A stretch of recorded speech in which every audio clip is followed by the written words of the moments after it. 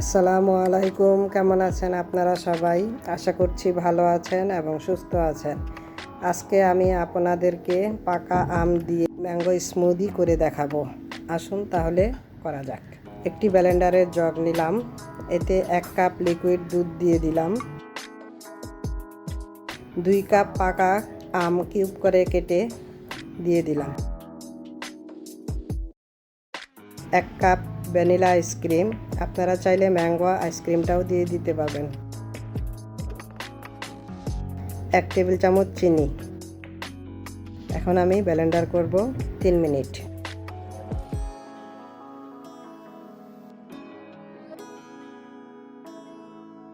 আমার ব্লেন্ডার করা হয়ে গেছে, আমি দুটো গ্লাসে পরিবেশন করে দেখাচ্ছি।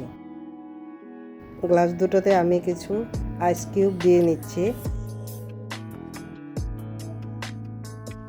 এখন আমি ম্যাঙ্গো স্মুদিগুলো ঢেলে দিচ্ছি।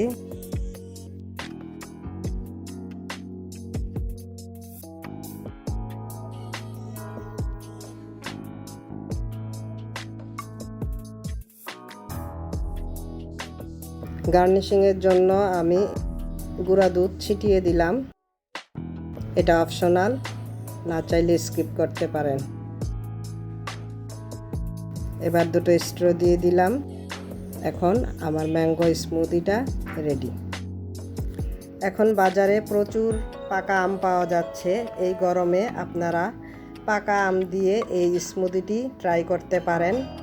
এটি খুবই হেলদি এবং রিফ্রেশিং। আমার রেসিপিটি যদি আপনাদের ভালো লেগে থাকে তাহলে ভিডিওটিতে একটি লাইক দিবেন, শেয়ার করবেন এবং চ্যানেলটি সাবস্ক্রাইব করে আমার পাশে থাকবেন। আল্লাহ হাফেজ।